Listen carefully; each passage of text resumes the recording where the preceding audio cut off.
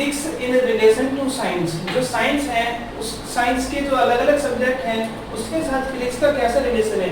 सबसे पहले बात करते हैं हम विद केमिस्ट्री, किसके साथ, विद केमिस्ट्री। ठीक है, केमिस्ट्री के साथ कैसे है, फिजिक्स क्यों अपने आप में इंटरेस्ट बन जाता है। ठीक, क्या है केमिस्ट्री के साथ, जो केमिस्ट्री में हम एक्सरेज, जो एक्सरेज देन है, एक्सरेज है, एटम्स हैं, ये न्यूक्लियाई है, इन सब चीजों के बारे में कौन बताएगा, फिजिक्स। ठीक है, और स्टडी किसमें की जाएगी, केमिस्ट्री में। तो जो फिजिक्स का है उसके साथ केमिस्ट्री के ये रिलेशन होते हैं। ठीक है, एक्सरे की डिस्कवरी, एटम, न्यूक्लियाई, ये सभी चीजें किसमें पढ़ते हैं, फिजिक्स में, और किसके साथ रिलेशन है इनका, केमिस्ट्री के साथ। उसके बाद बात करते हैं विद बायोलॉजी, विद बायो या फिर मेडिकल साइंस, मेडिकल साइंस। जो हमारी बायो है उसके साथ कैसे रिलेशन है, किसके, फिजिक्स के। तो जो हमें पता है जो बायो है उसके अंतर्गत हमें माइक्रोस्कोप की जरूरत पड़ती है, किसकी, माइक्रोस्कोप, सूक्ष्मदर्शी की। ठीक है, उसके बाद रेडियो आइसोटोप्स की, radio isotopes, radio isotopes, radio समस्थानिक। जो रेडियो आइसोटोप्स होते हैं उसका यूज किया जाता है किसमें, कैंसर के उपचार के लिए। ठीक है, सीटी स्कैन हो गया, ठीक है, किसके, सीटी स्कैन, जो हमारे सर होता है यहाँ पे, सॉरी सर का स्कैन करने के लिए। उसके बाद हम पढ़ते हैं इसमें क्या, इलेक्ट्रॉन माइक्रोस्कोप, लेजर, ये सब स्टडी किससे करते हैं, इलेक्ट्रॉन माइक्रोस्कोप। उसके बाद लेजर, लेजर की फुल फॉर्म होती है light amplification by stimulated emission of radiation. ठीक है, उसके बाद बात करते हैं विद किसके साथ, टेक्नोलॉजी के साथ। साइंस टेक्नोलॉजी से कैसे रिलेट होगी। ठीक है, जैसे एरोप्लेन हुआ, सैटेलाइट हुई, ये सब बेस्ड होगी न्यूटन के सेकंड लॉ पर, based upon Newton second law. जो हमारे इलेक्ट्रिसिटी होती है, इलेक्ट्रिसिटी वो बेस्ड होगी फैराडे के इलेक्ट्रोमैग्नेटिक इंडक्शन पर, फैराडे के विद्युत चुंबकीय किस पर, प्रेरण पर। उसके बाद क्या होगा कि जो रेडियो एंड टीवी, जो रेडियो एंड टीवी के सिग्नल होते हैं वो मैक्सवेल द्वारा दिए गए थे इलेक्ट्रोमैग्नेटिक वेव्स पर। रेडियो एंड टीवी सिग्नल ये किसने दिए थे, मैक्सवेल ने, इलेक्ट्रोमैग्नेटिक थ्योरी, ईएम थ्योरी। ठीक है, electromagnetic theory.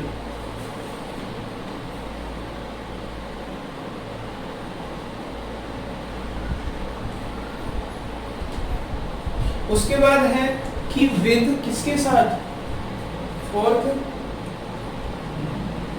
With sociology.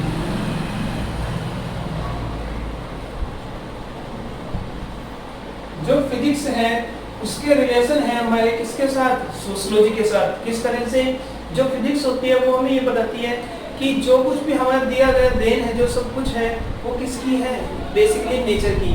Nature को हम क्या नहीं कर सकते, क्रिएट नहीं कर सकते, तो हमें इसे खराब करने का भी कोई अधिकार नहीं है। ठीक है, तो क्या होगा, सोशियोलॉजी में हम जो हमारे आसपास की चीजें, सामाजिक तत्व हैं, उनके बारे में पढ़ते हैं। तो जब हम ये इतनी चीजों के बारे में जान चुके हैं कि फिजिक्स में जो एयर होती है, वाटर होता है, ठीक है, नेट्स, प्लांट, ये सब क्या होता है, नेचर गॉड गिफ्टेड है, तो हमें क्या करना चाहिए, इनके साथ एक स्नेह रखना चाहिए, लव करना चाहिए इन्हें। ठीक है, तो ये रिलेशन किसके साथ होता है, सोशियोलॉजी के साथ। उसके बाद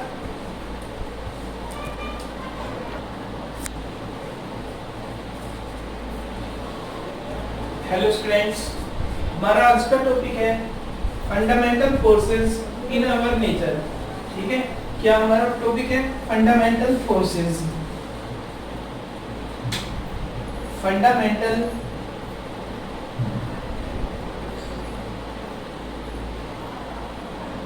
फोर्सेस। ठीक है, बेसिकली कुछ फोर्स ऐसे चार हमारे पास चार ऐसे फोर्स हैं जिसके द्वारा जो नेचर है वो गवर्न्स होती है। जैसे कि चार फोर्स होते हैं, कौन कौन से? एक तो ग्रेविटेशनल फोर्स, ग्रेविटेशनल फोर्स, इसको बोलते हैं गुरुत्वाकर्षण बल।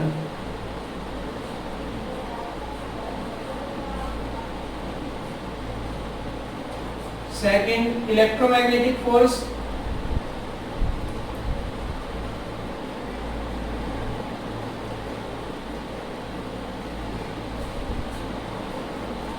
विद्युत चुंबकीय बल। थर्ड होता है स्ट्रॉन्ग न्यूक्लियर फोर्स, प्रबल नाभिकीय बल। फोर्थ होता है लास्ट वीक न्यूक्लियर फोर्स, दुर्बल या कमजोर नाभिकीय बल। ठीक है, जो हमारा नेचर है उस नेचर के अंदर चार टाइप के फोर्स हमें क्या होते हैं, मिलते हैं, जिनके द्वारा ये नेचर क्या होता है, गवर्नेंस होता है। जैसे पहला है gravitational force, second electromagnetic force, third strong nuclear force और फोर्थ है वीक न्यूक्लियर फोर्स। जितने भी फिनोमिना हो रहे हैं संसार में उसके लिए ये चारों फोर्स रेस्पॉन्सिबल होते हैं। ठीक है, फंडामेंटल फोर्सेस का मतलब होता है कि जिन फोर्स पर हमारा कोई अधिकार नहीं होता, ठीक है, ये फोर्स लगते ही नहीं है, उनको बोलते हैं क्या, फंडामेंटल फोर्सेस। ठीक है, मौलिक बल। अब क्या इनकी बात करते हैं ग्रेविटेशनल फोर्स की। ग्रेविटेशनल फोर्स एक ऐसा फोर्स है जो हम 11th क्लास में पढ़ते हैं। और क्या है इस फोर्स में, एक ऐसा फोर्स है जिसके द्वारा ही क्या होगा कि जो हमारी अर्थ है वो सन के चारों ओर क्या कर पा रही है, रिवॉल्व कर पा रही है। जो मून है वो अर्थ के चारों ओर रिवॉल्व कर पा रहा है। अगर ग्रेविटेशनल फोर्स नहीं है, हम मानकर चले कि आप झूठ गलत पढ़ा रहे हैं, ग्रेविटेशनल फोर्स नहीं होता। अगर ग्रेविटेशनल फोर्स नहीं होता तो क्या होगा कि कभी भी हमारी अर्थ सन के चारों ओर रिवॉल्व नहीं कर सकती, जबकि करती है। ठीक है, और सेकंड जो मून है वो मून कभी भी अर्थ के चारों ओर रिवॉल्व नहीं करता, लेकिन वो भी करता है। तो वो किसके कारण होता है ऐसा, ग्रेविटेशनल फोर्स के कारण। इस फोर्स की कुछ प्रॉपर्टीज होती है कि ये इनफाइनाइट रेंज पर वर्क करता है। किस रेंज पर, इनफाइनाइट। जो इसकी रेंज होती है वो अनंत होती है। ठीक है, तो ये बताया था न्यूटन ने।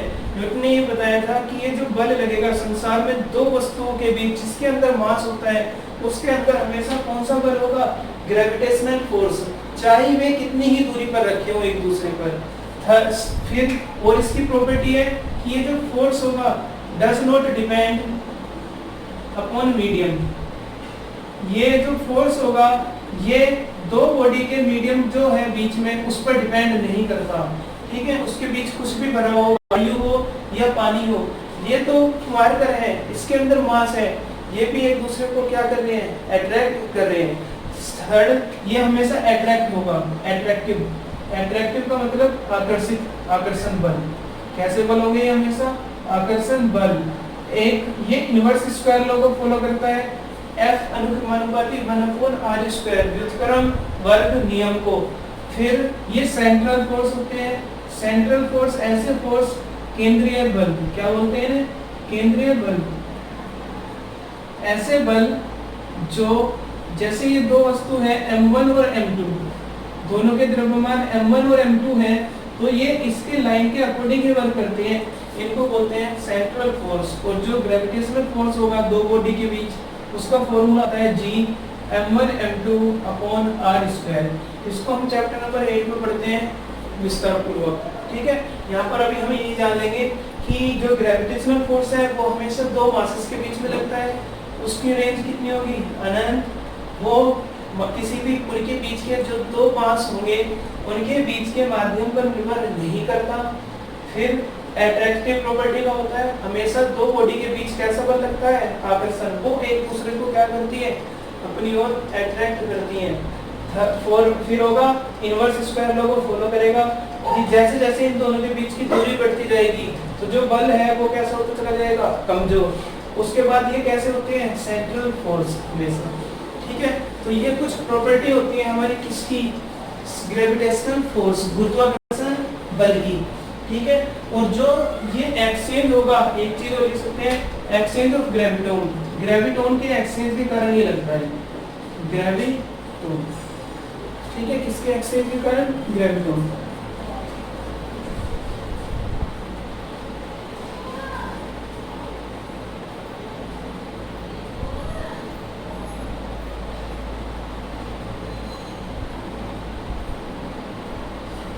उसके बाद सेकंड बात करते हैं किसकी, इलेक्ट्रोमैग्नेटिक फोर्स की, विद्युत चुंबकीय बल की।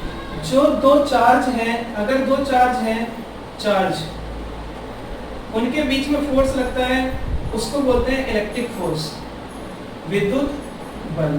चार्ज यानी कि आवेश। और अगर दो क्या है अगर दो मैग्नेट के पोल हैं, मैग्नेट के पोल, उनके बीच में जो फोर्स लगता है उसको बोलते हैं मैग्नेटिक फोर्स। क्या बोलते हैं, मैग्नेटिक फोर्स। ये हमेशा होता था अट्रैक्टिव, ये अट्रैक्टिव भी होगा और कैसा होगा, रिपल्सिव भी। ठीक है, ये एक दूसरे को क्या करता है, आकर्षित भी करेगा और प्रतिकर्षित भी करेगा। ये भी व्युत्क्रमवर्ग नियम का पालन करता है, F अनुक्रमानुपाती होगा 1/r² पर। लेकिन ये मीडियम पर डिपेंड नहीं करता और ग्रेविटेशनल फोर्स किस पर डिपेंड करता है, माध्यम पर, डिपेंड अपॉन मीडियम। क्या करता है, जो हमारा मीडियम है दोनों चार्जेस का, उनके मीडियम पर क्या करता है, डिपेंड करता है। ठीक है, तो हमारे दो फोर्स हो गए, ग्रेविटेशनल फोर्स और इलेक्ट्रोमैग्नेटिक फोर्स।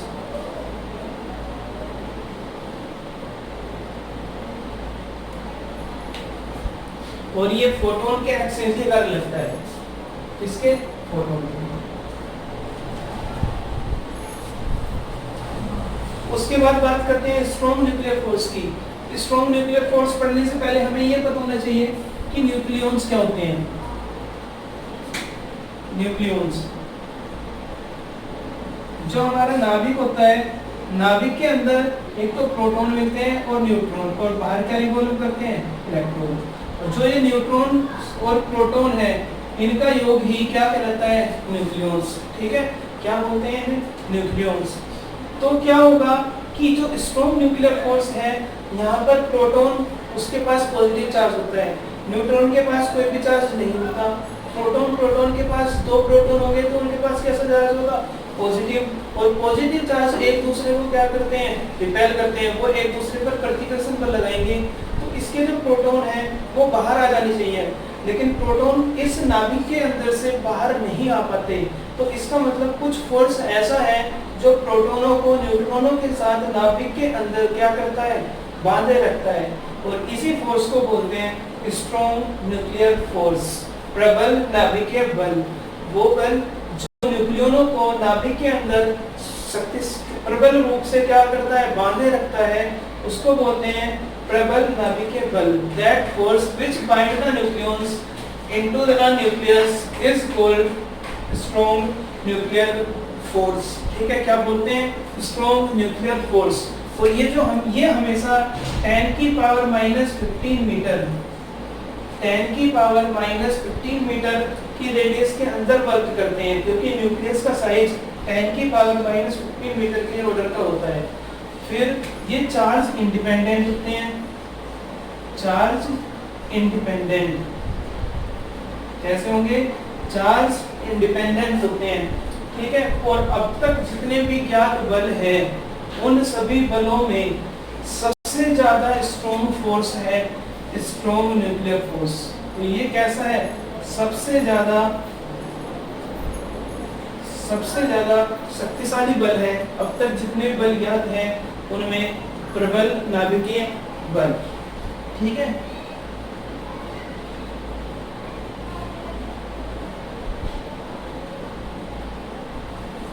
उसके बाद बात करते हैं इसकी वीक न्यूक्लियर फोर्स। जो वीक न्यूक्लियर फोर्स है ये भी रेस्पॉन्सिबल होते हैं एलिमेंट्री पार्टिकल के लिए, और ये एक्सचेंज से बनते हैं किसके, एलिमेंट्री पार्टिकल मूल कणों के। और ये स्ट्रॉन्ग से क्या होते हैं, कुछ वीक होते हैं, ठीक है, क्या होते हैं, स्ट्रॉन्ग से वीक, कमजोर होते हैं।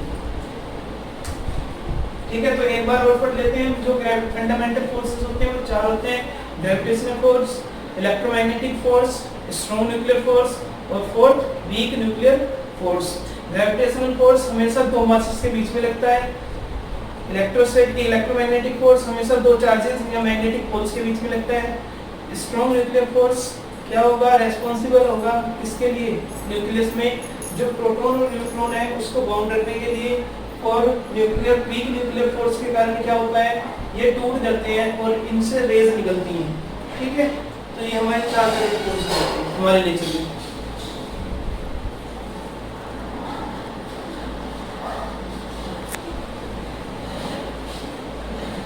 तो ये बेसिक जानकारी थी चैप्टर नंबर 1 की। इसके बाद चैप्टर नंबर 2 स्टार्ट करते हैं हम।